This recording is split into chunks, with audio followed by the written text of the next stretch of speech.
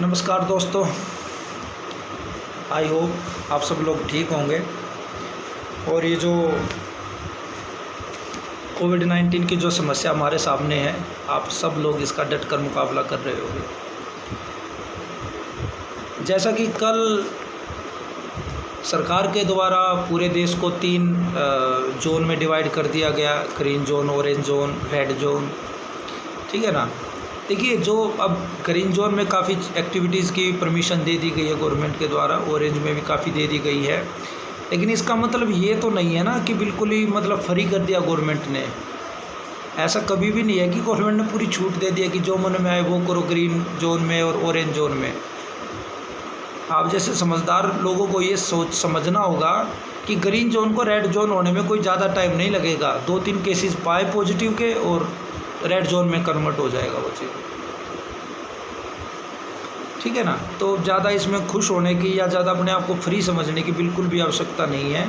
ये बात आप दूसरे लोगों को भी समझाइए कि गवर्नमेंट ने ये जो प्रिकॉशन लिया है, जो ये स्टेप लिया है, ये देश की इकोनॉमी को आगे बढ़ाने के लिए एक प्रयास है। लेकिन ये इसका मतलब ये बिल्कुल भी नहीं है कि गवर्नमेंट ने आपको फ्री दे कर दिया है, छूट दे दी है कि अब आपका जो मन आए ग्रीन जोन में आप वैसा कीजिए। नहीं, खुद पर संयम बना के रखिएगा। ज़रूर संयम ज़रूरी है, खुद पर संयम बनाइएगा कि अभी थोड़ा दिन रुकते हैं, फिर उसके बाद बहुत टाइम आएगा सारी चीज़ें करने के लिए। एक दूसरी बात, यूपीएससी का जो नोटिफिकेशन आज आया है कि 20 मई के बाद वो लोग डिसाइड करेंगे कि पीटी को कब ले, प्रीलिम्स को। जहाँ तक मेरे को लगता है, कल भी एक स्टूडेंट ने मैसेज वगैरह करके पूछा कि सर आपको क्या लगता है कब तक ये हो जाएगा। तो मेरा तो यही है, मैं मानता हूँ कि लगभग आप मान के चलो कि 15 या 20 जून के बाद ये चीज़ें स्टार्ट हो पाएंगी। अगर प्रीलिम्स होगा भी तो 15 या 20 जून के बाद ही बात होगा, उससे पहले तो नहीं हो पाएगा, ठीक है ना। तो लेकिन वही बात है, तैयारी तब तक हमें करते रहनी है, तैयारी से रुकना नहीं है, तैयारी से पीछे नहीं हटना है। क्योंकि देखिए ये क्या है ना, ये जो हमारा मन है, अगर हम अपने दिल की बात करें, मन की बात करें, ये हर चीज़ से बहुत जल्दी ऊब जाता है, मतलब उदास बहुत जल्दी, बोरिंग होने लग जाती है इसके लिए हर चीज़ें। चाहे वो किसी के साथ आपका प्यार हो, थोड़े दिन के बाद वो भी आपको एक प्रकार से अजीब सा बर्डन सा महसूस होने लगेगा, उससे ऊब जाओगे। या आप किसी से नफ़रत करते हो, 1-2 साल के बाद आपको ये लगने लग जाएगा यार क्यों नफ़रत कर रहे हैं इसके साथ, उससे भी आप ऊब जाओगे। हर रोज़ घर में मम्मी एक ही सब्ज़ी बनाने लग जाए, आप उससे भी ऊब जाओगे। और ये जो अभी की जो सिचुएशन है, ये बड़ी आपको अंदर से परेशान कर रखा है इसने, हम सबको इसने अंदर से परेशान कर रखा, तो इससे ऊब चुके हैं लोग, है ना, ऊब चुके हैं लोग। और इसी ये जो फ्रस्ट्रेशन है, ये आज देखने को मिली। मैं एक न्यूज़ देख रहा था, तब देख के बड़ी हंसी भी आई और बड़ा दुख भी आया कि सोसाइटी में किस तरह के लोग हैं और क्या चल रहा है। जैसे शराब ने आज सरकार ने आज शराब के ठेके खोलने की छूट दे दी है, तो मतलब हज़ारों की संख्या में लोग मतलब शराब लेने के लिए पहुंच रहे हैं, है ना। कई जगह पे तो खैर उन्होंने फिजिकल डिस्टेंसिंग का पालन भी किया, वो घेरे से बना दिए गए, उसमें खड़े होकर वो लोग अपनी बारी का इंतज़ार करते रहे। लेकिन कई जगह पर ऐसे ही भीड़ मतलब लेने के लिए लड़ गई, जैसे कोई दवाई बट रही है ना। तो मतलब इस मन की उदासी के चक्कर में हम लोग कुछ ना कुछ नेगेटिव कर जाते हैं, कुछ ना कुछ ऐसा गलत कर जाते हैं जिसकी कॉन्सिक्वेंसेस आपके हमेशा नेगेटिव ही होंगे। और ये मत भूलिएगा, कोरोना वायरस कोई रहम नहीं दिखाएगा आपके ऊपर कि मैं तो वहाँ गया हुआ था, मेरे को कैसे होगा या मेरे को क्यों हो गया, वो ये चीज़ें नहीं देखता है। आज एक report I the Hindu newspaper में, तो उसमें क्या था, उसमें ये बताया गया कि लगभग जितनी भी डेथ हुई है इंडिया में, उसमें 70% से ज़्यादा उन लोगों की डेथ हुई है जो बुज़ुर्ग है, 60+ है। तो ठीक है, एक बात तो बिल्कुल सही है कि भाई बुज़ुर्गों के बच के रहना चाहिए। लेकिन दूसरी जो रिपोर्ट आई उसमें वो भी सही है कि लगभग 82% लोग जो जिनकी मौत हुई है, वो लोग ऐसे लोग हैं जिनको पहले से ही कोई ना कोई सीरियस कोई डिजीज़ था। लाइक उनको मोस्टली तो वो लोग डायबिटीज़ के पेशेंट थे, उनको कोई लीवर ट्रांसप्लांट, किडनी ट्रांसप्लांट, इस तरह की चीज़ें उनके साथ हुई थी, अस्थमा वगैरह, तो वैसे लोगों को हुआ है। उनकी मौत ज़्यादा हुई है।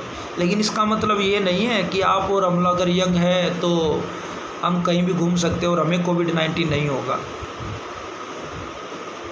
जो यंग लोग होते हैं उनकी जिम्मेदारियां कुछ ज़्यादा ही होती हैं, उनकी जिम्मेदारियां बड़ी होती हैं। उनको अपने आप को संभालना होता है, उनको परिवार को संभालना होता है, उनको देश को संभालना होता है। तो आप लोग वो यंग लोग हो, ठीक है। तो अपने आप को लापरवाह बनाने की बिल्कुल भी कोशिश मत करना, ठीक है ना। ये जो टाइम मिला है अपने ऊपर खर्च करो, अपने ऊपर स्पेंड करो, ज़्यादा से ज़्यादा अपने आप को जितना आप इंटरनल तौर पर जितना मजबूत कर सकते हो आप उतना मजबूत कीजिए, ठीक है ना। और दूसरे लोगों की वही बात, कल तक जो हमारा इस इनिशिएटिव का जो एक सेकेंडरी जो प्रयास है वो ये है कि जितने लोगों तक हम लोग मदद पहुंचा सके, जितने लोगों की हम लोग हेल्प कर सके हम लोग करें, ठीक है ना, अपने सामर्थ्य के अनुसार। कल एक स्टूडेंट का मैसेज आया, उसने कहा कि सर मेरे पास तो इतना पैसा नहीं है कि मैं किसको क्या मदद कर सकूंगा, लाइक मेरे पास तो अभी घर वालों से मांगूँ या नहीं मांगूँ। देखो पैसा तो ठीक है, आपके पास 100 रुपये है, आप 100 की मदद कर दो।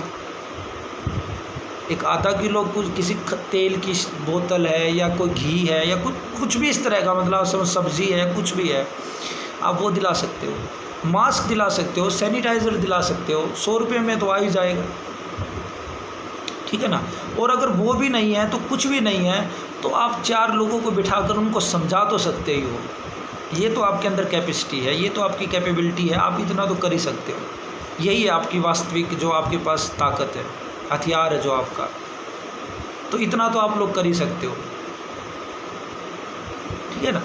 और मैं आप लोगों से यही उम्मीद करता हूँ कि अगर आप लोग किसी की मदद कर रहे हो और या आप लोगों ने कोई किसी को जागरूकता के लिए कोई कैंपेन किया है या कुछ ऐसा किया है कि जिससे समाज के प्रति आपकी जिम्मेदारी का निर्वहन होता है, तो मैं चाहूँगा कि आप एक फ़ोटो क्लिक कर मेरे पास ज़रूर भेजिएगा, एक फ़ोटो क्लिक करके आप मेरे पास ज़रूर भेजिएगा कि देखिए हम लोगों ने ये प्रयास किया है, हम लोगों ने एक छोटा सा ये प्रयास किया। उसमें कोई शर्म की बात नहीं है कि आप किसी को 1 बोरी अनाज दोगे तभी आप फ़ोटो क्लिक करोगे, नहीं। और फ़ोटो क्लिक ऐसे भी नहीं करना है कि आप दूसरे की फीलिंग्स को हर्ट कर दो। ये फ़ोटो का मतलब ये है कि आप एक इंस्पिरेशन बन सको किसी के लिए, दूसरे आदमियों के लिए, आपको लेकर लोग इंस्पायर हो, है ना, कि भाई देखो लोग अपने सामर्थ्य के अनुसार कितना कुछ करने का प्रयास कर रहे हैं। ये ज़रूरी है। ये मैटर नहीं करता आपने कितने लोगों की और कितनी ज़्यादा की है, नहीं, ये मैटर एक आदमी की भी की है वो बहुत है, वो बहुत ज़्यादा है, समझ रहे हो ना। तो आप एक ये चीज़ कीजिएगा और देखिए इस चीज़ को बिल्कुल सीरियस लीजिएगा। आप देखो हर दिन लगभग 2000 केस लगातार बढ़ते जाने लग रहे हैं, लगभग ऑन एंड एवरेज 2000-2500 केस बढ़ रहे हैं। और जितना ज़्यादा टेस्टिंग होगी उतना ज़्यादा केसेस अभी निकल के आएंगे। और धारावी जो मुंबई का स्लम एरिया है वहाँ पर आप देखो, वहाँ पर शायद कल काफ़ी पॉजिटिव केस मिले हैं। तो अगर कम्युनिटी ट्रांसफ़र हो गया तो देश के लिए बहुत बड़ी संकट की बात हो जाएगी ये, क्योंकि हमारे पास वेंटिलेटर, हमारा इंफ्रास्ट्रक्चर इतना मजबूत नहीं है। सरकार भरसक प्रयास कर रही है, इसमें कोई डाउट नहीं है, सरकार अपने लेवल पर बहुत अच्छा कर रही है, क्योंकि हर चीज़ की एक सीमाएं हैं, उससे ज़्यादा वो लोग भी नहीं कर पाएंगे। और अगर ये कम्युनिटी ट्रांसफ़र हो गया तो फिर डॉक्टर अपनी जान बचाएंगे या आप लोगों की जान बचाएंगे, ये आपको तय करना है। तो ऐसे में आपकी जिम्मेदारी बढ़ जाती है। प्लीज़ इस चीज़ को लोगों को समझाइए, उनकी मदद कीजिए, उनको बताइए कि आप लोग क्या गलती कर रहे हो और आपको ये क्या नहीं करनी चाहिए। मैंने देखा है कि कई बुजुर्ग सुबह सुबह मॉर्निंग वॉक पर चले जाते हैं, है ना, बिना मास्क के, बिना कोई सैनिटाइज़र या कुछ इस तरह की चीज़ का इस्तेमाल किए हुए। तो देखिए आप उनको ये समझा सकते हो कि सर अगर आप इन चीज़ों का गवर्नमेंट ने जो गाइडलाइन दी, अगर आप इनको आप ही पालन नहीं करोगे तो सोसाइटी कैसे करेगी। आप बुज़ुर्ग हो, आप बड़े हो, आपका सोसाइटी में सम्मान है, अगर आप फॉलो नहीं करोगे तो बच्चे जवान ये कैसे फॉलो करेंगे। अपने लिए ना सही, परिवार के लिए, समाज के लिए, ठीक है। अपने लिए तो कोई बात नहीं, आपको ये लगता है कि मेरा जीवन तो पूरा हो गया, लेकिन आप अपने लिए नहीं, अपने बच्चों के लिए, अपने परिवार के लिए तो आप कम से कम सेफ्टी का ध्यान रखिए, ठीक है। तो इतना ही प्रयास है। आपको 2 चीज़ें करनी है, आप किसी की हेल्प करो या कुछ मदद करो तो कोई फ़ोटो वीडियो जैसा भी आप लोग बना सकते हो, आप प्लीज़ उसको शेयर कीजिएगा ताकि उसको आगे बढ़ाया जा सके, ठीक है। और दूसरा, जो भी हम लोग यहाँ पर डिस्कस करें, जो भी लेक्चर डिस्कस करें करंट अफेयर से रिलेटेड, आप उसका नोट्स बनाकर भी आप उसकी एक क्लिक, एक फ़ोटो ज़रूर सेंड कीजिएगा, ताकि ये पता चलता रहे कि भाई कितने लोग इंटरेस्ट ले रहे हैं, कितने लोग इंटरेस्ट नहीं ले रहे। क्योंकि अगर लोग इंटरेस्टेड हैं तो इस चीज़ को बढ़ाने का अच्छा फ़ायदा है, अच्छा दिल से चीज़ें हो पाएंगी। अगर नहीं है तो फिर वही बात है, अगर कोई नहीं इंटरेस्टेड है या उस चीज़ से प्रॉपर तरीके से चीज़ें नहीं हो पा रही इम्प्लीमेंट, तो फिर इस सारे इनिशिएटिव का कोई मतलब ही नहीं रह जाता है, ठीक है ना। तो आप ये 2 चीज़ ज़रूर कीजिएगा। तो चलिए अब स्टार्ट करते हैं आज का। सबसे पहले आप पॉइंट बनाइए, जेंडर सोशल नॉर्म्स इंडेक्स। कल से आगे पॉइंट बनाइए, gender social norms index, NORMS, norms index. ये UNDP का एक इंडेक्स है जो UNDP ने लॉन्च किया है, यूनाइटेड नेशन डेवलपमेंट प्रोग्राम ने इसको लॉन्च किया है। इस इंडेक्स का क्या उद्देश्य है? इस इंडेक्स का ये उद्देश्य है कि वुमेन की प्रगति में, महिलाओं की विकास में, महिलाओं के सशक्तिकरण में कौन से ऐसे सोशल फैक्टर है जो एज ए ऑब्स्ट्रैक्शन, एज ए बाधा के तौर पर महिलाओं के सामने आगे आते हैं। उसके आधार पर देशों को रैंकिंग दी जाएगी। आपसे ये कोई नहीं पूछने वाला टॉप पर कौन है, ये कौन है, वो कौन है, नहीं, ये इम्पोर्टेंट नहीं है। आप सिर्फ और सिर्फ इतना ध्यान रखिएगा कि किसने ये जारी की है, इम्पोर्टेंट बस ये है, और इसके अंदर क्या चीज़ें की जाती हैं, ठीक है। तो पहला आपका gender social norm index UNDP। Second point बनाइएगा, सेकंड है वेनिला आइलैंड, VA, वेनिला शायद आइसक्रीम होती होगी, आप लोगों ने खाई भी होगी। Vanilla island, VANILLA, vanilla island, ठीक है। तो देखिए ये इम्पोर्टेंट है काफ़ी। वेनिला आइलैंड जैसा कोई भी इंडिविजुअली कोई भी आइलैंड नहीं है, ठीक है। वेनिला आइलैंड जैसा कोई भी इंडिविजुअली कोई भी आइलैंड नहीं है। ये क्या है? ये एक ग्रुप ऑफ आइलैंड कंट्री है। ये एक ग्रुप ऑफ आइलैंड कंट्री है जहाँ की इकोनॉमी बेसिकली टूरिज़्म, पर्यटन के ऊपर पूरी तरह से डिपेंड है। जहाँ की इकोनॉमी पूरी तरीके से पर्यटन के ऊपर डिपेंड करती है। ऐसे आइलैंड कंट्रियों का यह एक समूह है, यह एक ग्रुप है, ठीक है। तो ये कॉन्सेप्ट सबसे पहले 2010 में आया था। तो पॉइंट कैसे बनाओगे? वेनिला आइलैंड 2010 में कॉन्सेप्ट आया, पहला पॉइंट। दूसरा पॉइंट ये क्या है? ये टूरिज़्म के बेस पर जो इकोनॉमी है जिन आइलैंड कंट्री की, उनका एक ग्रुप है, उनका एक समूह है, ठीक है। टूरिज़्म आधारित अर्थव्यवस्थाओं से संबंधित द्वीपीय देशों का एक समूह है। मोस्ट इम्पोर्टेंट, अब इसमें देश कौन कौन से हैं लिखिए। पहला कोमोरोस। एक इम्पोर्टेंट ये है कि ये जितने भी देश है, ये जितने भी आइलैंड है, ये सभी इंडियन ओशियन रीजन में ही है ना, याद रखिएगा, इंडियन ओशियन रीजन में ही शामिल हैं।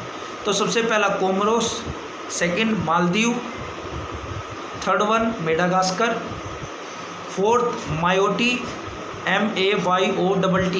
मैप में देखिएगा इंडियन ओशियन में ही है, MAYOTTE, मायोटी। मॉरिशस,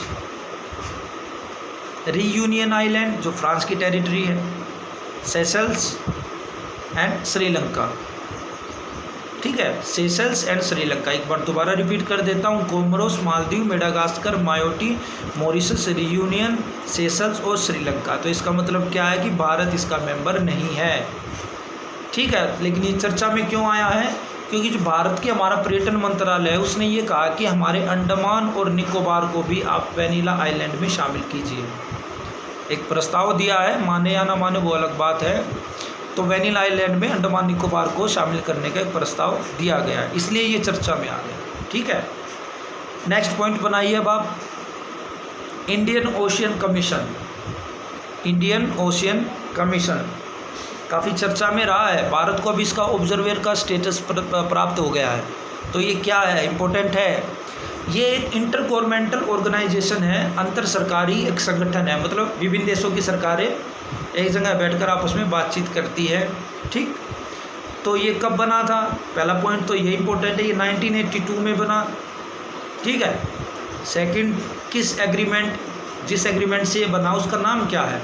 उसका नाम है Victoria agreement. Victoria agreement UPSC पूछ लेगी विक्टोरिया एग्रीमेंट किससे संबंधित है, यूरोपियन यूनियन से, इंडियन ओशियन कमीशन से, तो आप कंफ्यूज हो जाओगे। विक्टोरिया एग्रीमेंट आपका इंडियन ओशियन कमीशन से संबंधित है। थर्ड वन लिखिए, इसमें 5 अफ्रीकन इंडियन ओशियन नेशन शामिल है। जो इसके मेंबर हैं वो मेनली क्या है, 5 अफ्रीकन इंडियन ओशियन नेशन, मतलब अफ्रीकन कॉन्टिनेंट के वो देश है लेकिन वो इंडियन ओशियन में स्थित है। कौन कौन से हैं लिख लिए, कोमोरोस है पहला, सेकंड मेडागास्कर है, third one Mauritius, fourth one reunion और पांचवा आपका सेशल्स। पांचवा आपका सेशल्स। तो इसका मतलब क्या है, ना तो पाकिस्तान, ना इंडिया, ना ईरान, अफगानिस्तान, चाइना, कोई भी इसका सदस्य नहीं है।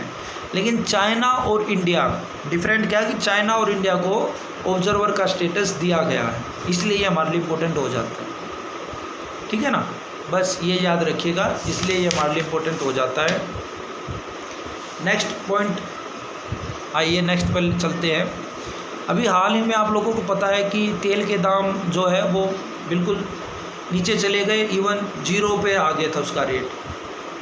ठीक है ना, जो हमारी इकोनॉमी के लिए काफ़ी अच्छा है, जो हमारी इकोनॉमी के लिए काफ़ी अच्छा है, क्योंकि अगर आप यकीन नहीं करोगे कि अगर $1 प्रति बैरल का भी रेट कम होता है, अगर इंटरनेशनल मार्केट में क्रूड ऑयल का प्राइस $1 प्रति बैरल कम होता तो भारत में 10,000 करोड़ रुपए का बिल कम बनता है।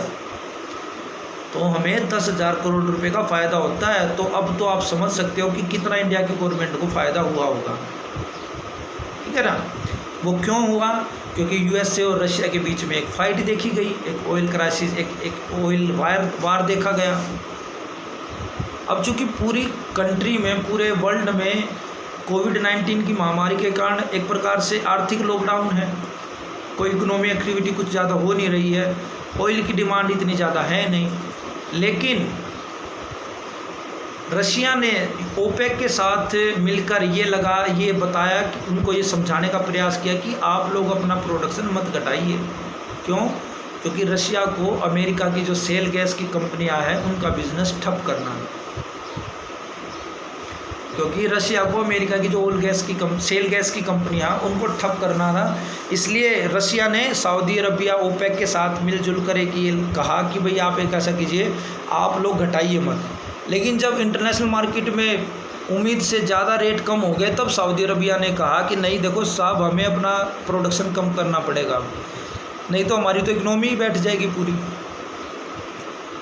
ठीक है ना। लेकिन यूएसए का जो रशिया का जो उद्देश्य था कि वहाँ की जो कंपनियाँ सेल गैस को जो निकालती हैं उनको ठप करने का, तो वो काफ़ी मात्रा में सफल भी हुआ। वहाँ की अच्छी खासी कई कंपनियाँ जो नामी गिरामी थी, वो नामी गिरामी तो नहीं कह सकते, लेकिन जो छोटी मोटी जो नई थी या जो मीडियम थी वो काफ़ी बैंकरप्ट हो गई। ठीक है ना। तो रशिया ने एक प्रकार से इनडायरेक्ट वे में यूएसए को हानि पहुँचाई है। अब यूएसए भी कभी ना कभी इसका पलटवार करेगा, वो देख लेंगे कब करेगा। तो largest oil producer, data release हुआ हाल ही में, लार्जेस्ट ऑयल प्रोड्यूसर जो सबसे ज़्यादा तेल का उत्पादन करते हैं वो कंट्री लिख लीजिए। यूपीएससी डिसेंडिंग असेंडिंग ऑर्डर में पूछ सकती है। ठीक है ना। पहला यूएसए सबसे ज़्यादा करता है, second Saudi Arabia, third one Russia, fourth Canada and 5वें नंबर पर है आपका चाइना। 5th नंबर पर है आपका China. USA, Saudi Arabia, Russia, Canada और चाइना, ये आपकी कंट्री हैं जो घटते क्रम में है। सबसे ज़्यादा यूएसए, उसके बाद सबसे लास्ट में 5वें नंबर पर चाइना। ठीक है, तो याद रखना इस चीज़ को। अब नेक्स्ट बनाइए, fellowship for विस्टम, fellowship FELLOWSHIP, fellowship for विस्टम, WISTEMM।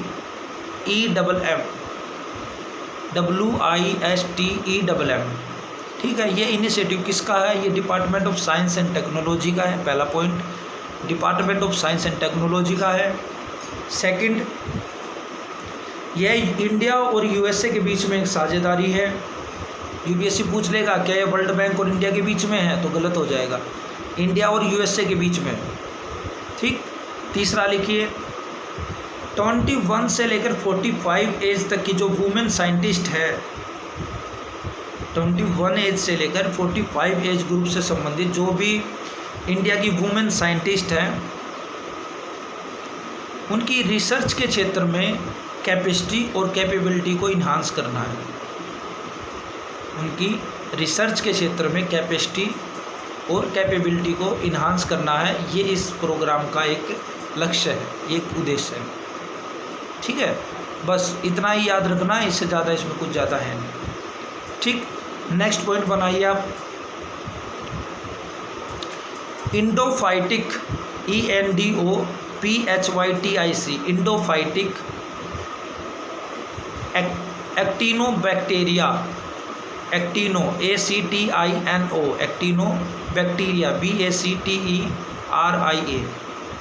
Actinobacteria, endophytic actinobacteria. ठीक है ना। हाल ही में भारत के वैज्ञानिकों के द्वारा इंडोफाइटिक एक्टिव बैक्टीरिया का प्रोड्यूस किया गया, इसका उत्पादन किया गया, इसको बनाया गया, क्रिएट किया गया। ठीक है। इसका काम क्या होगा, टी प्लांटेशन में अभी क्या समस्या आ रही थी कि टी प्लांटेशन को बढ़ावा देने के लिए लगातार वहाँ के जो मालिक हैं वो ज़्यादा से ज़्यादा केमिकल फर्टिलाइज़र का उसमें यूज़ करने लगे थे, जिसके कारण जो टी का नेचुरल एक फ्रेगरेंस होता है, उसकी जो खुशबू होती है वो कहीं ना कहीं उसके ऊपर प्रभाव पड़ रहा था। तो इंडियन साइंटिस्ट ने एक बैक्टीरिया ईजाद किया है जिसका काम क्या होगा कि वो केमिकल फर्टिलाइज़र के अत्यधिक उपयोग को रोके, उसके मिसयूज़ को कम करे। तो इम्पोर्टेंट हो जाता है ये, क्योंकि देखिए हमारी जो भी अर्थव्यवस्था है, इकोनॉमिक्स से संबंधित बेसिकली जो एग्रीकल्चर क्षेत्र से संबंधित जो भी रिसर्च होती है वो हमारे लिए काफ़ी इम्पोर्टेंट है, क्योंकि आज भी इंडिया कृषि प्रधान देश ही है। चाहे कितनी बड़ी बड़ी फैक्ट्री लग जाए, अभी भी इंडिया कृषि प्रधान देश ही है। आपकी आधी आबादी अभी भी एग्रीकल्चर पर डिपेंड करती है, और आप जब कलेक्टर बन जाओगे, DM बन जाओगे, तो आपको इस क्षेत्र पर ध्यान देने की सबसे ज़्यादा ज़रूरत होती है, क्योंकि सबसे ज़्यादा योजनाएं भी एक तो इसी क्षेत्र में चलाई जाती है गवर्नमेंट के द्वारा, क्योंकि गवर्नमेंट जानती है कि सबसे ज़्यादा बेरोज़गारी, सबसे ज़्यादा मजदूर, सबसे ज़्यादा गरीबी परेशानी इसी क्षेत्र से संबंधित लोगों की है। तो इस क्षेत्र में कोई भी अगर इम्पोर्टेंट इनोवेशन होती है तो वो आपके लिए इम्पोर्टेंट हो जाती है। ठीक है ना। तो इंडोफाइटिक एक्टिनोबैक्टीरिया टी प्लांटेशन में केमिकल फर्टिलाइज़र के मिसयूज को, अत्यधिक यूज को रोकने के लिए इसका यूज किया जाएगा। ठीक। नेक्स्ट लिखिए पॉइंट, एक ATI बॉन्ड करके अभी काफ़ी फेमस रहा है। AT ऐसा बीच में कोमा देकर I बॉन्ड, जिसको पूरा नाम है एडिशनल टायर 1 फर्स्ट बॉन्ड, मतलब रोमन में फर्स्ट लिख के additional tyre TIER first bond, जिसको ब्रैकेट में लिख लेते हैं ATI bond, AT first bond. ठीक है। हाल ही में एक क्यों चर्चा में रहा, क्योंकि येस बैंक के द्वारा इस बॉन्ड को रिलीज़ किया गया। येस बैंक के द्वारा, येस बैंक की क्राइसिस आप सभी को पता है, काफ़ी क्राइसिस जो है, येस कपूर जो उसका प्रबंधक था उसको जेल भी हुई है। तो ATI बॉन्ड के द्वारा उसको क्या किया गया, पैसा कलेक्ट करने की कुछ प्रयास किया गया। ठीक है ना। तो लिखिए इसमें पॉइंट कि बैंक इशू करते हैं इसको, पहला पॉइंट बैंक इसको इशू करते हैं। दूसरा पॉइंट, बैंक इसको तब इशू करते हैं जब बैंक के पास बेसल 3 नॉर्म्स जो एक इंटरनेशनल स्टैंडर्ड है कि ये आपके बैंक के पास इतनी कैपिटल तो कम से कम होनी ही चाहिए। ठीक है ना। अगर किसी बैंक के पास बेसल 3 नॉर्म्स के अकॉर्डिंग कैपिटल नहीं रह जाती है तो उस कंडीशन में बहुत सारे बैंक एडिशनल टायर बॉन्ड को रिलीज़ करते हैं। ठीक है। तो इसमें आप लिख सकते हो कि बेसल 3 नॉर्म्स के स्टैंडर्ड को फॉलो करने के लिए, मैच करने के लिए, पूंजी जुटाने के लिए इसका निकाला जाता है। ठीक है। तीसरा पॉइंट लिखिए, इसकी कोई भी मैच्योरिटी डेट नहीं होती है और ये अनसिक्योर्ड होता है। इसकी कोई भी मैच्योरिटी डेट नहीं होती है, अनसिक्योर्ड होता है। मैच्योरिटी डेट का मतलब आप इसको कभी भी जाकर कैश करा सकते हो, समझने की ज़रूरत है। देखो, आप इसको कभी भी जाकर कैश करा सकते हो। अब येस बैंक भी मान लो एटीआई बॉन्ड निकाल रखे हैं और एसबीआई ने भी एटीआई बॉन्ड निकाल रखे हैं, है ना। तो आप किसके प्रेफर करोगे? अगर येस बैंक कुछ ना कुछ इनिशिएटिव नहीं देगा, कुछ प्रोत्साहन, कुछ लालच आपको नहीं देगा, तो आप एसबीआई के बॉन्ड खरीदोगे, आप येस बैंक के बॉन्ड क्यों खरीदोगे? ठीक है ना।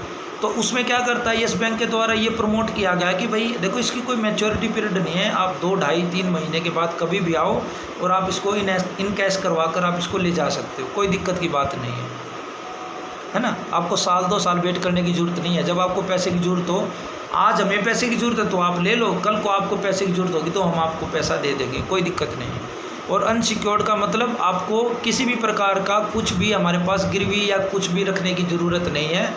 आप आओ, बॉन्ड खरीदो, आपके ऊपर कोई लायबिलिटी नहीं है, आप ले जाओ। मतलब बैंक का एकमात्र उद्देश्य क्या है, इस ओवरऑल क्या समझ पड़े कि बैंक का एकमात्र उद्देश्य क्या है? ज़्यादा से ज़्यादा पैसा इकट्ठा करो, बाय हु क्या करो। ये आपका एटीआई बॉन्ड इम्पोर्टेंट है, काफ़ी इम्पोर्टेंट है, यूपीएससी पूछ सकती है। ठीक है, चलिए नेक्स्ट लिखते हैं। नेक्स्ट पॉइंट पे आइए अब आप।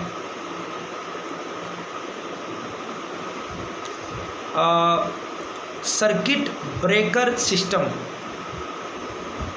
Circuit CIRCUIT, circuit breaker system, ये एक सिस्टम है जो काफ़ी अभी सुर्खियों में रहा है। ये किसके द्वारा लॉन्च किया गया है? ये सेबी के अंडर में है। SEBI, security exchange board of India, SEBI के द्वारा इसको लॉन्च किया गया है। इसका उद्देश्य क्या है?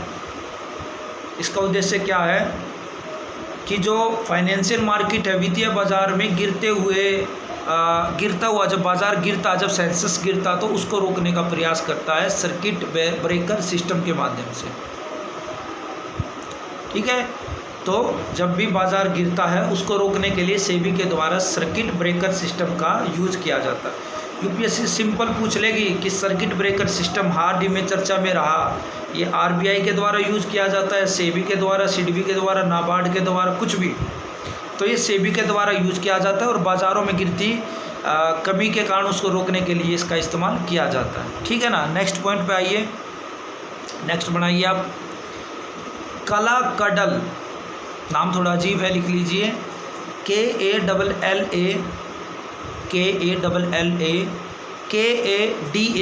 कला कडल, KALLA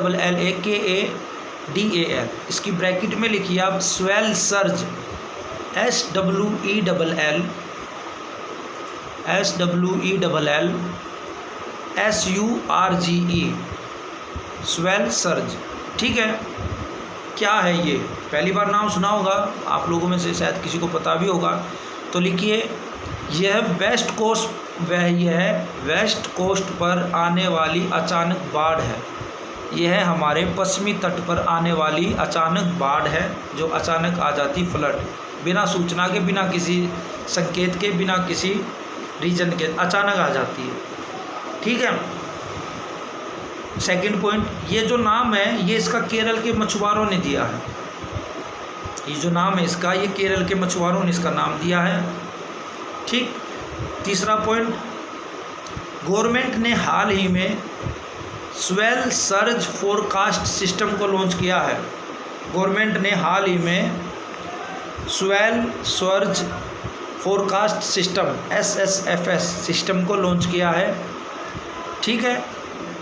इस सिस्टम को किसने लॉन्च किया है? इसे लिख लीजिए, इंपॉर्टेंट है। इसे Indian National centre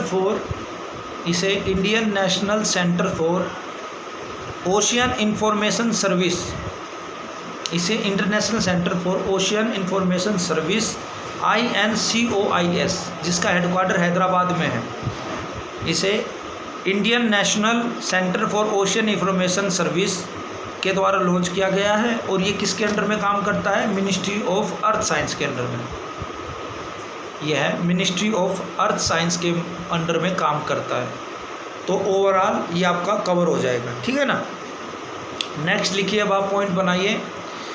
Indian bank association, Indian bank association, Indian bank association. UPSC ने पहले भी क्वेश्चन पूछा इस पे, लेकिन वो एक ऊपरी क्वेश्चन था, शायद एटीएम के बारे में था, कौन संचालित करता, तो इंडियन बैंक एसोसिएशन या कुछ ऐसा ही था, उसका मेरे को कंफर्म नहीं है क्या था, बट इंडियन बैंक एसोसिएशन के बारे में पूछा है। तो आप इसके बारे में लिख लीजिए, यह एक वॉलेंट्री एसोसिएशन है, स्वैच्छिक एसोसिएशन है। मतलब इसमें जो बैंक शामिल होते हैं वो अपनी स्वेच्छा से होते हैं, उनके ऊपर कोई भी लीगली बाइंडिंग नहीं है, स्वैच्छिक एसोसिएशन है।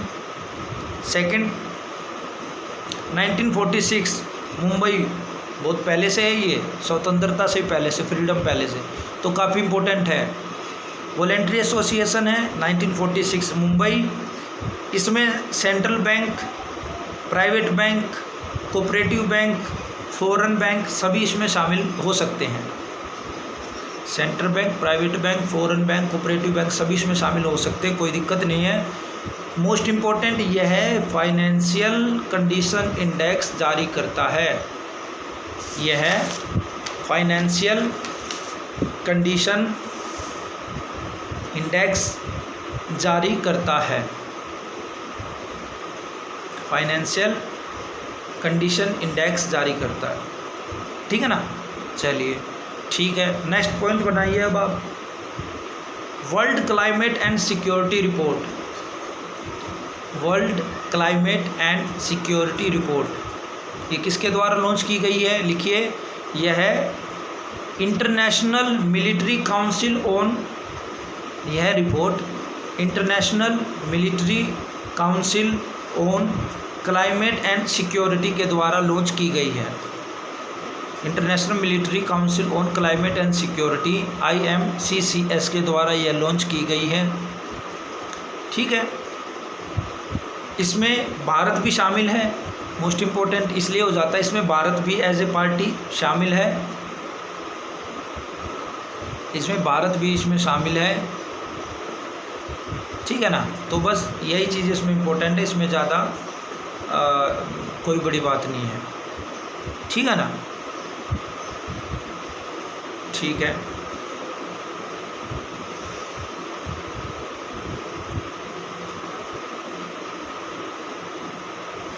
नेक्स्ट पे आते हैं,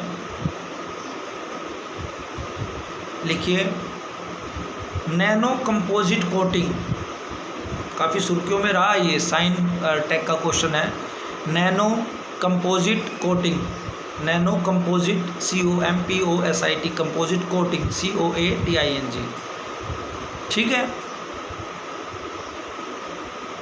देखिए इसका इस्तेमाल क्या किया जाता है, इसमें क्या होता है, इसमें एक निकल टंगस्टन, टंगस्टन जो आपका बल्ब में यूज़ होता है, निकल टंगस्टन की कोटिंग की जाती है, ठीक है। किसके साथ मिक्स करके, सिलिकॉन कार्बाइड के साथ इसको मिक्स करके टंगस्टन की कोटिंग की जाती है, लिख लो आप इसको, टंगस्टन की कोटिंग की जाती है सिलिकॉन कार्बाइड के साथ इसको मिक्स करके, सिलिकॉन कार्बाइड के साथ इसको मिक्स करके, ताकि मशीनों में जो फ्रिक्शन होता है, जो घर्षण होता है, जिसके कारण मशीनें टूटती हैं या उनकी उम्र कम होती है, उसको कम किया जा सके, ठीक है ना। ये क्या, किस लिए यूज़फुल है, useful to reduce friction in machine and increase the device life, useful to reduce friction in machine and increase the device life. तो नैनो कंपोजिट कोटिंग, ठीक है ना, ये एक निकल टंगस्टन की कोटिंग है जिसको सिलिकॉन कार्बाइड पार्टिकल के साथ मिक्स कर इसको कर लिया जाता है, कोट कर दिया जाता है, ठीक है। नेक्स्ट पॉइंट बनाइए, एक आज का लास्ट है, लिख लो, नेक्स्ट पॉइंट बनाइए, Indian culture portal, Indian culture portal मतलब भारतीय संस्कृति का एक पोर्टल, ठीक है। इसे मिनिस्ट्री ऑफ कल्चर के द्वारा लॉन्च किया गया है, इसे मिनिस्ट्री ऑफ कल्चर के द्वारा लॉन्च किया गया, और अभी इसे केवल हिंदी और इंग्लिश भाषा में ही लॉन्च किया गया है, और अभी इसे हिंदी और इंग्लिश भाषा में ही लॉन्च किया गया है, ठीक है ना। नेक्स्ट लिखिए, यह है national Virtual Library of India project का हिस्सा है। यह है national virtual VIRTUAL national Virtual Library of India project का एक हिस्सा है। मतलब कुल मिला के वही है, भारत की जितनी कला और संस्कृति उसको एक पोर्टल पे लाया जाए ताकि इंफॉर्मेशन डाटा कलेक्ट किया जा सके, ताकि पॉलिसी मेकिंग में आसानी हो सके, या कोई फॉरेन का हमारे यहाँ पर हमारे कल्चर को स्टडी करना चाहते हैं तो वो इस पोर्टल पे आइए और आपको तमाम जानकारी एक ही जगह पर मिल जाएगी। इससे हमारी सॉफ्टवेयर पावर भी इंक्रीज होगी कहीं ना कहीं विदेशों में, बहुत सारे बेनिफिट है, ठीक है ना। तो इंडियन कल्चर पोर्टल, ये सारी चीज़ें इसमें शामिल है। Ministry of Culture Hindi English और National Virtual Library of India project का ये एक हिस्सा है, ठीक है। तो आज के लिए सिर्फ इतना ही है, ठीक है। तो अब बात करते हैं आज की कुछ टॉपिक जो कुछ शायद आप लोगों को अच्छा लगे या आप लोग सहमत हो या ना हो। लेकिन कल देखिए, कल कुछ ऐसा हुआ जिसने मेरे को थोड़ा परेशान कर दिया, है ना। कल एक स्टूडेंट ने मेरे पास व्हाट्सएप पे एक पिक भेजी जिसमें मतलब एक कम्युनिटी के प्रति उसका प्रिजुडाइज, जो उसका पूर्वाग्रह है, उसको दिखाया गया।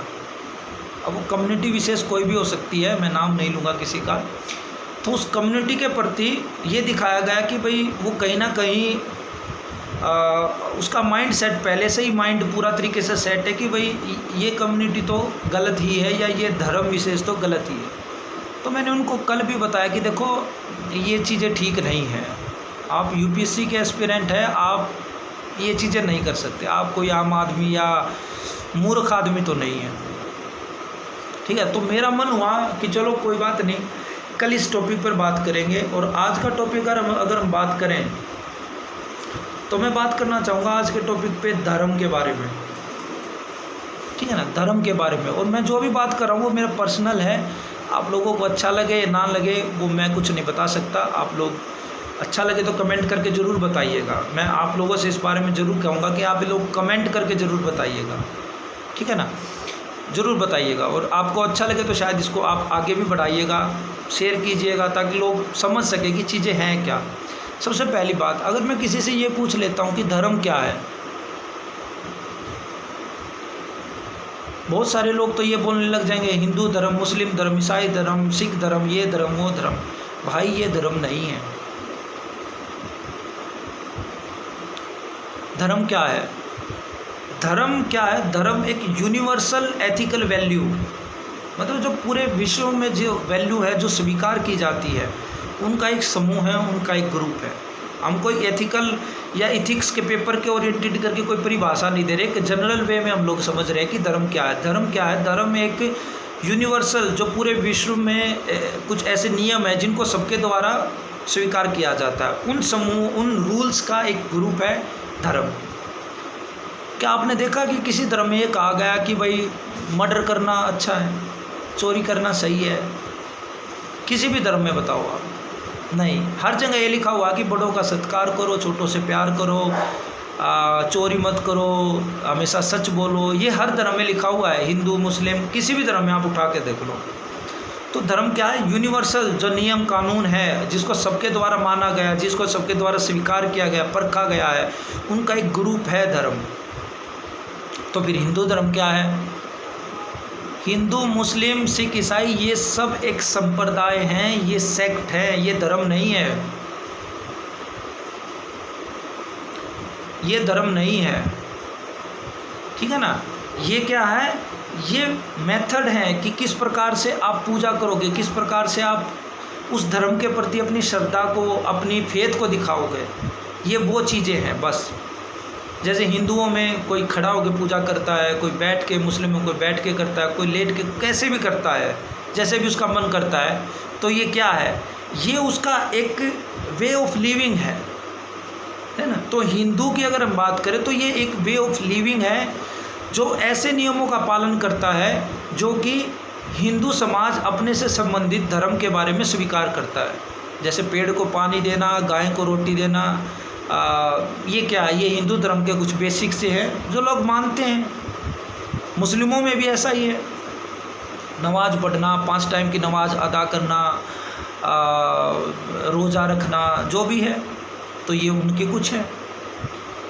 तो ये तो मेथड हैं, अलग अलग हैं, सबकी पूजा पद्धतियाँ अलग अलग है, सबका तरीका अलग अलग है, उस भगवान के पास, उस अंतिम ज्ञान के पास जाने का सबका तरीका अलग अलग है। तो इस पे क्या लड़ाई करना?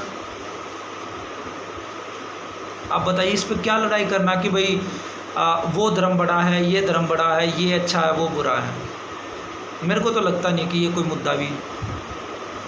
दुनिया में 4 टाइप के लोग हैं। अब आप खुद को, अपने आप को कैटेगरी में रख लेना, आप क्या हो। 4 टाइप के लोग हैं। एक पहला लोग होते हैं इनलाइटेड लोग, जागृत लोग,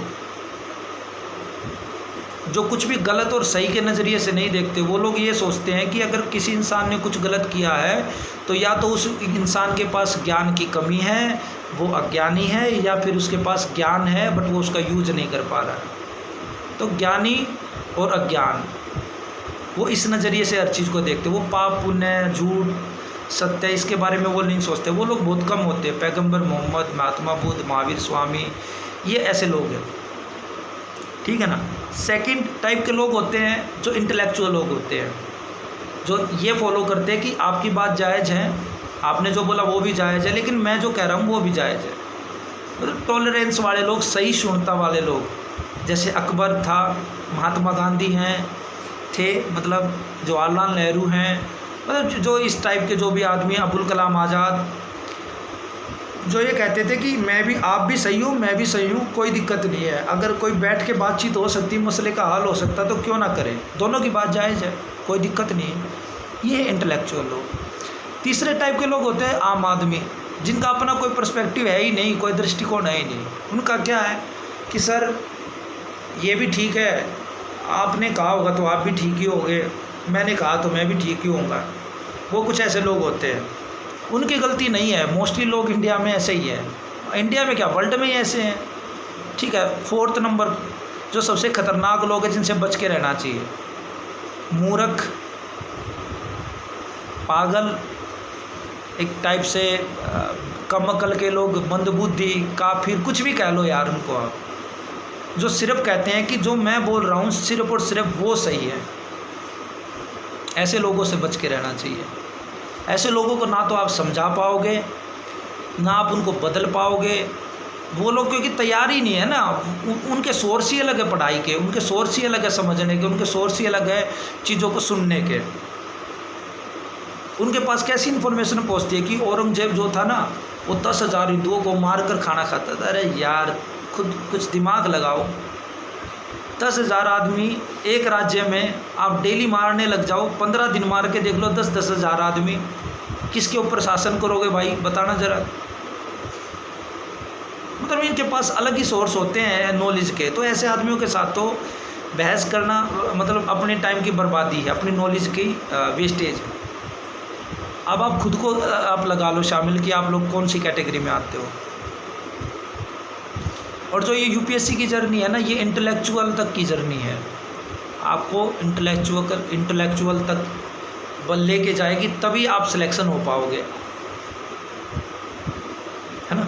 उससे आगे की जर्नी तो उसके बाद स्टार्ट होती है, लाइक इनलाइटेड होने की जर्नी, तो वो तो आगे की प्रोसेस है, वो अभी हमारे बस की बात नहीं है, वो आगे की है। लेकिन आप इंटेलेक्चुअल तक पहुंच सकते हो। इंटेलेक्चुअल वो आदमी है जो रैशनल है, जो तार्किक है, ठीक है ना। देखिए, धर्म बेसिकली फेथ से जुड़ी हुई चीज़ है। धर्म फेथ से जुड़ी हुई चीज़ है। सिंपल समझो आप इस बात को। मैं आपको एक एग्जांपल दूंगा, आप बस उसी से समझ जाओगे, मैं ज़्यादा नहीं कहूँगा। फेथ से जुड़ी हुई चीज़ है। अब कोई कहता है कि मैं मंदिर में जाता हूँ, क्या मैं मस्जिद में चला जाऊँगा तो क्या मेरा फेथ ख़त्म हो जाएगा? आप इसका एक बेस्ट एग्जांपल मैं अगर दूँ, आप अपने फ्रेंड के घर पे गए हो, आपने उसकी माता को माँ बोल दिया, तो क्या आपका अपनी माँ के प्रति फेथ खत्म हो गया क्या? आपका अपनी माँ के प्रति प्यार खत्म हो गया है क्योंकि आपने उसकी माँ को माँ बोल दिया। अरे भाई, मैं मंदिर में चला गया या मस्जिद में चला गया, इससे क्या फ़र्क पड़ गया है? कुछ भी तो नहीं हुआ है। माँ सारी दुनिया में एक जैसी होती है, वो एक ही प्रोसेस से बच्चा पालती है, एक जैसा ही प्यार करती है। वो चाहे आप कहीं चले जाओ, पूरे वर्ल्ड में एक जैसी ही मिलेंगी, उसमें कोई ज़्यादा चेंजेस नहीं होंगे। ऐसा तो नहीं होगा कि अमेरिका की माँ कुछ अलग होगी या इंडिया की माँ कुछ अलग होगी, नहीं, सब एक जैसा ही होता है। एक ही प्रोसेस से लाइक बच्चे का जन्म होगा, उसका पालन पोषण की तरीके से होगा, सब कुछ एक होता है। तो एक को माँ कह देने से दूसरी का प्रति आपका फेथ कैसे ख़त्म होगा? आपने सिख गुरुद्वारे में जाकर लंगर खा लिया तो क्या आपका हिंदू धर्म के प्रति आपका धर्म भ्रष्ट हो गया? या इतना कमज़ोर धर्म है क्या आपका? हाँ, इतने कमज़ोर हो आप लोग अपने अंदर से कि मेरा तो धर्म ही भ्रष्ट हो गया कि मैंने वहाँ ये खा लिया या मैं उसके साथ बातचीत कर ली। नहीं, ये बहुत बड़ी चीज़ें हैं। इतने कमज़ोर नहीं हो आप लोग, ठीक है ना। और जो कल्चर होता है हमारा, फेथ दिखता कैसे है? फेथ दिखता है कल्चर के माध्यम से। आप कैसे कपड़े पहनते हो, कैसे आप पूजा कैसे करते हो, ये कल्चर है हमारा। वो डिपेंड होता है जियोग्राफी पे, वो डिपेंड होता है जियोग्राफी पे। ध्यान से सुनना है इस बात को, कल्चर हमेशा जियोग्राफी पे डिपेंड करता है। अब नॉर्थ में ब्राह्मण को देख लो आप, वो नॉनवेज को हाथ ही नहीं लगाएगा। लेकिन ये ईस्ट में, वेस्ट बंगाल में जाके देखो आप, ब्राह्मण मछली का सेवन करते मिलेंगे। साउथ में जाके देख लो। तो अगर आप ब्राह्मण को मानते हो तो पूरे इंडिया में तो ब्राह्मण फिर एक जैसे ही होने चाहिए थे, लेकिन ऐसा तो बिल्कुल भी नहीं है। तो वहाँ का खाना, वहाँ का पीना, वहाँ का रहना, कपड़े पहनना, ये सब वहाँ की ज्योग्राफी के ऊपर डिपेंड करता है। नॉर्थ की ज्योग्राफी अलग है, यहाँ का खाना कल्चर अलग है, वहाँ का कल्चर अलग है। मछली वहाँ के भोजन का एक पार्ट है, तो वो लोग लेते, तो क्या इससे वो अपवित्र हो गए या उनका धर्म भ्रष्ट हो गया? हिंदू संप्रदाय से वो भी संबंधित है, और हिंदू संप्रदाय से नॉर्थ इंडिया का ब्राह्मण भी संबंधित है, तो वो क्या अलग हो गया है क्या? कोई नहीं, ठीक है ना। तो प्लीज़ इन चीज़ों को आप समझिए। ये चीज़ मतलब लड़ने की या ऐसे कोई भी चीज़ है ही नहीं। धर्म जैसी चीज़ तो लड़ने के लिए बनी ही नहीं है, उसका तो आनंद लेने की चीज़ है वो। तो आप स्वीकार करके देखिए, अपने धर्म को ही मानिए, किसी दूसरे के बारे में भी खोज करने की कोशिश कीजिए, है ना। जानिए उसको, मानिए मत। मानना क्या होता है कि मैंने आपको कुछ बोला और आपने मान लिया आंख बंद करके। ये तो हिंदुस्तान में, वर्ल्ड में 90% जनता तो ऐसे ही करती है, मान लेती है जो कहा। नहीं, मानना नहीं है, जानो भाई क्यों कहा, इसका रीज़न बताओ मेरे को, तब मैं मानूंगा इस बात को। बस जिस दिन आपके अंदर ये क्वेश्चन पैदा हो गया, उस दिन चीज़ें ठीक है। महात्मा बुद्ध, सिद्धार्थ से महात्मा बुद्ध क्यों बने? क्योंकि उनके अंदर ये क्यूरियोसिटी पैदा होगी कि आदमी मरा है तो क्यों मरा है, दुख है तो क्यों दुख है। इसके पीछे उन्हें सर्च किया तो ज्ञान प्राप्त हो गया, महात्मा बुद्ध कहलाए, ठीक है ना। तो रैशनल बनना है आपको लोगों को, इनके चक्करों में मत पड़ो, ठीक है। ऐसी कोई भी चीज़ नहीं है जो आप नहीं समझ सकते हो। आप भगवत गीता पढ़ो, 1 साल में नहीं, 2 साल में नहीं, 3 साल में आप उसके अर्थ को समझ जाओगे। कुरान पढ़ो घर में बैठ के, क्या दिक्कत है, समझ जाओगे 2 साल में अर्थ। इसमें किसी मीडिएटर की क्या ज़रूरत है कि वो आकर मेरे को समझाएगा तब मैं समझूंगा? यार क्या ज़रूरत है यार उनकी, आप खुद भी समझ सकते हो चीज़ों को, कोई मुश्किल चीज़ थोड़ा है।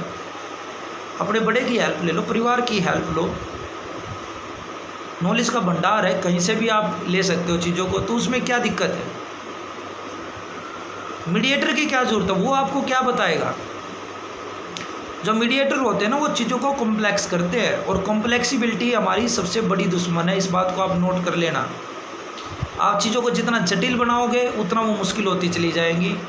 आप पुरोहित है, मौलवी है, कोई भी है, आप उनके पास एक क्वेश्चन लेके जाओगे ना, वो एक क्वेश्चन तो बता देंगे, लेकिन 2 क्वेश्चन आपके मन में और डाल देंगे। लेकिन आप अगर ज्ञानी लोगों के पास, संतों के पास, महापुरुषों के पास कोई क्वेश्चन लेके जाओगे, तो वो एक क्वेश्चन आपका जो ऐसा जवाब देंगे कि आपके मन में क्वेश्चन उठने ही बंद हो जाएंगे। वो है रियलिटी, वो है रियलिटी। तो अपना लेवल वहाँ लेके जाना आप लोगों को, है ना। इन चीज़ों में मत पढ़ो कि वो धर्म ये है, वो धर्म, सब धर्म बराबर है। विवेकानंद सर ने भी तो यही बात कही है ना कि आप कहीं से भी चल पड़ो, अंत में जाकर आपको मिलना एक पॉइंट पे ही है।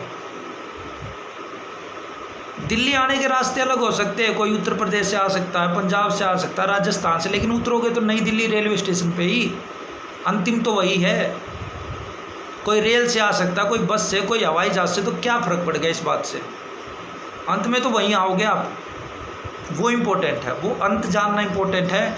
उसी से मोहब्बत करो, उसी के प्रति आप समर्पित रहो, ठीक है ना। दूसरा, रैशनल इंसान बनने की कोशिश करना। आप लोग कोशिश क्या करना, मस्ट है ये हमारी लाइफ के लिए, रैशनल बनो। पढ़ाई का फ़ायदा ही तब है।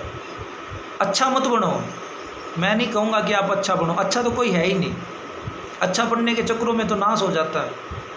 आप पूरी सोसाइटी के लिए अच्छा कभी हो ही नहीं सकते। और अच्छा वो इंसान होगा जो सबकी हाँ में हाँ मिलाएगा। आपने कुछ बोल दिया, आपकी में भी हाँ, मैंने कुछ बोल दिया मैं, ऐसे आदमी का कोई अपना पर्सपेक्टिव, कोई दृष्टिकोण है ही नहीं, उसका कोई अस्तित्व है ही नहीं, तो फिर उसका क्या महत्व है, कुछ भी नहीं। लेकिन जो रैशनल लोग होंगे, वो अच्छे कभी नहीं होंगे, क्योंकि वो सवाल करेंगे सोसाइटी के नियम कानूनों पर। वो सवाल करेंगे लोगों से कि आप ये ऐसा क्यों कर रहे हो, तो वो अच्छा कैसे होगा। तो रैशनल बनो, अच्छाई के पीछे मत भागो। बात दिमाग में बिठा लो आप लोग कि देश को अंतिम तौर पर रैशनल लोग ही चलाते हैं। पॉलिसी मेकिंग जो भी करते हैं वो रैशनल लोग ही होते हैं। वो किसी प्रिजुडाइस या पूर्वाग्रह से बंधे हुए नहीं होते हैं, वो सबके लिए पॉलिसी बनाते हैं। तो आपको वहाँ पहुँचना है, आपको रैशनल होना मस्ट है, वो आपको होना पड़ेगा। अच्छा बनने का प्रयास मत करो, ठीक है। तो धर्म, यह हमारी लेवल से बहुत ऊपर की बात है। धर्म वर्म के चक्करों में ना पड़ो।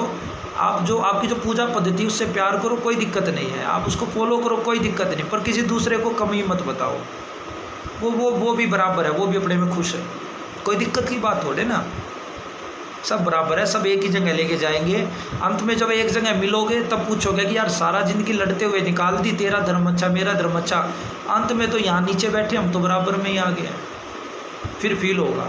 तो सबका सम्मान करो, जितने भी लोग हैं मिलो, प्यार से समझाओ। कोई मान जाए तो ठीक है, नहीं माने तो बोल दो कि आपका भी भला करेगा, आपका खुदा भगवान गॉड जो भी आपका भला करेगा, कोई दिक्कत नहीं, हमें भी कोई दिक्कत नहीं, ठीक है ना। तो आज का लेक्चर में इतना ही है। मैंने आप लोगों से दो ही चीज़ करने को कहा है। एक तो आप लोग जो भी हेल्प करें तो प्लीज़ उसका कोई फ़ोटो या कुछ ऐसा भेजिएगा ताकि दिखे, मेरे को भी अच्छा लगे अंदर से कि भाई हाँ ये लोग सच में कुछ ना कुछ करना चाहते हैं। और दूसरा, जो भी नोट्स बनाए उसका भी एक पिक ज़रूर भेजिएगा कि आप लोग जो हम लोग मेहनत कर रहे हैं वो सही दिशा में है, आप लोग इंटरेस्ट के साथ वो लोग कर रहे हैं, ठीक है। नेक्स्ट वीडियो के साथ कल फिर मिलेंगे, कुछ ना कुछ नई बात सीखने को मिलेगी। और कमेंट जितना ज़्यादा हो सके ना, आप लोग जितने भी लोग वीडियो देखते हैं, मैं चाहता हूँ कि आप लोग कमेंट वगैरह ज़रूर करें। अच्छा बुरा जैसा भी है करोगे तो पता लग ही जाएगा क्या दिक्कत है।